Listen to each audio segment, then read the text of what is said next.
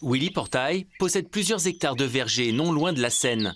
Il produit essentiellement des pommes, des prunes et des cerises. Ce matin, dans ses champs, le soleil est radieux, mais la température un peu fraîche. Rien à voir toutefois avec la chute du mercure durant la nuit qui a fait tomber les pétales du cerisier. -1 sous abri, alors ça veut dire après à l'extérieur, ça peut entre -2, -3, ça dépend des secteurs. Hein. On arrive à -3, il n'y a plus grand chance. On dirait que jusqu'à -2, on peut sauver, mais après c'est fini. Pour les cerises, c'est encore trop tôt pour connaître l'impact du gel. Mais pour les prunes, les petites traces marron ne sont pas bon signe. On devrait avoir un fruit totalement vert. Et il n'est déjà plus vert. Le résultat est déjà à peu près certain.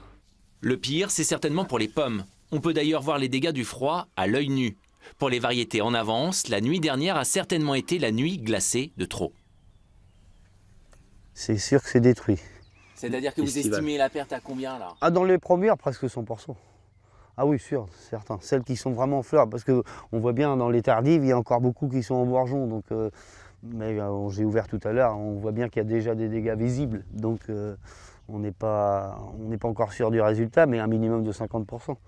Willy Portail croise les doigts pour ne pas revivre 2017. Cette année-là, il avait perdu toute sa récolte à cause de la météo. En tout cas, il sera fixé sur son sort dans les prochains jours en observant la floraison lors de la hausse des températures.